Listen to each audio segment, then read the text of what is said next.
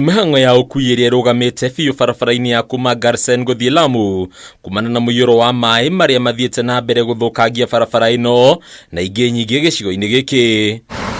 Aikari magatarĩria ihoru rĩao rĩa kũremererwo gũtuma thabarĩ ciao kwa ihinda, ũndũ ũrĩa ũthararĩtie wonjoria na gũkinyanĩrio kwa motungata mabata. Niko na hofu kwa sababu hii yaweza kusababisha ajali, na kila tukikaa maji yanazidi kupanda, yaweza kusababisha mafuriko makubwa hapa, watoto wakagonjeka, watu wazima wakagonjeka na magari yakaingia hasara. Sasa mimi nataka serikali tusaidie kivyovyote vile tupate usafiri wa kufika manyumbani kwetu. Tuko na vitu vinaharibika na wazazi wetu sai pia wako na hamu wanataka kutuona sisi. Hapa tumefika hapa maji imejaa, abiria gari haziendi, maskari wamenikataza, lakini maji si mingi sana, isipokuwa gari ndogo haiwezi enda, basi inaweza enda. Sasa hapa tumekwama, tunataka usaidizi. Kuringana na mũrũgamĩrĩri mũnene wa kambuni ya UKUUI wa bathi ya MBURA Mapojo, ona wonjoria wao wa UKUUI no hutĩtio na njĩra nene kũrĩa thirikari nene na thirikari cia kaunti ciorotetwo ni kwaga gũthondeka mĩtaro mĩkinyanĩru ya gũte maĩ ma gĩko. Sasa hivi lazima niende huko, na huko kuna abiria nkatiwa na lazima waweze kwenda huko. Kwa hiyo mimi kwangu imenipa hasara kubwa sana ambayo siwezi kuikadiria, maana siwezi nitaiziba vipi. Kwa hiyo ombi langu tu ni serikali iweze kuangalia mambo kama haya, tuweze kuona, tuwapangilie mpango. Kazi kubwa, shida kubwa hapa, hii barabara ilijengwa lakini haina drainage, ndio maana unaona shida zote zinapatikana hizi. Hakuna culverts za kupitisha maji.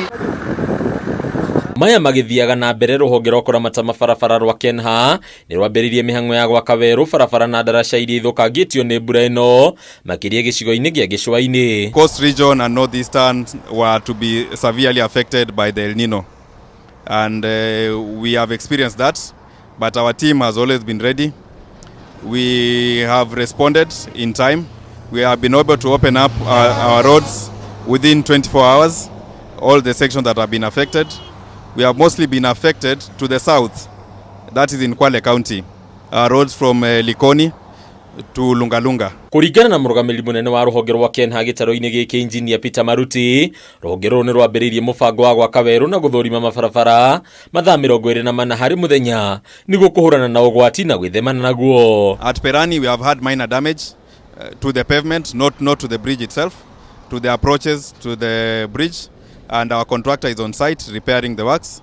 Hopefully by the end of this week the section will be fully restored, but traffic movement has not been affected. Kaunti-inĩ ya Kilifi, Maruti nĩatarĩria waki wa ndaraca ya mita 100 ũrĩa ũrathiĩ na mbere kũrĩa ndaraca ĩno ĩtanyĩtwo kũhũthĩka nĩ mũingĩ gũkinyĩria mũthia wa mweri tũrĩ wa Dithemba, ũndũ ũrĩa ũgũteithĩrĩria hanene kuona ndaraca ĩrĩa ĩrahũthĩkaga ya Mbogolo nĩ ĩrarĩkirie gũkuo nĩ maĩ.